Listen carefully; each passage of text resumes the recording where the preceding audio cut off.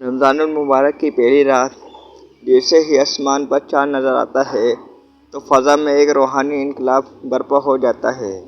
مسجدوں میں روشنی، دلوں میں نرمی اور آنکھوں میں ندامت کے آنسو آ جاتے ہیں۔ رسول اکرم صلی اللہ علیہ وسلم نے فرمایا کہ جب رمضان کی پہلی رات آتی ہے تو شیاطین کو جکڑ دیا جاتا ہے، جہنم کے دروازے بند کر دیے جاتے ہیں اور جنت کے دروازے کھول دیے جاتے ہیں، اور ایک منادی پکار کر کہتا ہے کہ ایک خیر کے طلبگار آگے بڑھ اور اے شر کے چاہنے والے رک جا۔ یہ وہ رات ہے جس میں اللہ تعالیٰ اپنے بندوں کی طرف خصوصی رحمت کی نظر فرماتا ہے۔ قرآن کریم میں اللہ تعالیٰ سورہ بقرہ آیت نمبر 183 میں فرماتا ہے، یا ایھا الذین آمنوا کتب علیکم الصیام، یعنی اے ایمان والو، تم پر روزے فرض کیے گئے تاکہ تم متقی بن جاؤ۔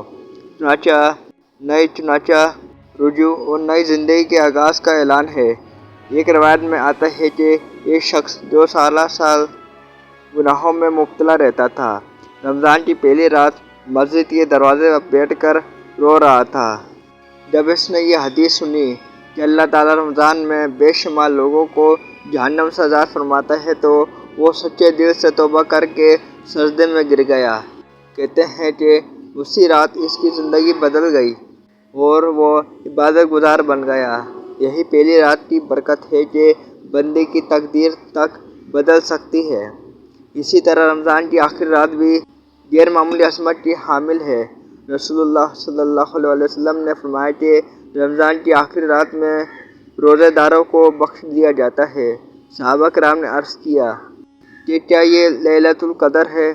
آپ صلی اللہ علیہ وسلم نے فرمایا نہیں، بلکہ مزدوروں کو اس کی مزدوری اس وقت دی جاتی ہے جب وہ اپنا کام مکمل کر لیتا ہے۔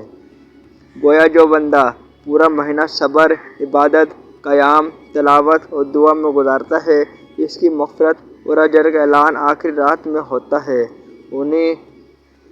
انہی آخری راتوں میں وہ عظیم رات بھی آتی ہے جس کے بارے میں قرآن پاک سورہ قدر آیت نمبر 3 میں اللہ تعالیٰ فرماتا ہے، لیلۃ القدر خیر من الف شہر، یعنی شب قدر 1000 مہینوں سے بہتر ہے۔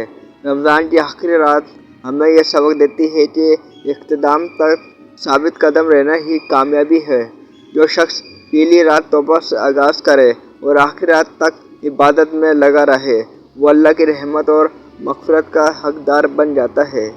بس خوش نصیب ہے وہ شخص جو رمضان کی پہلی رات کو غفلت میں نہ گزارے اور آخری رات تک اللہ سے اپنا تعلق مضبوط رکھے۔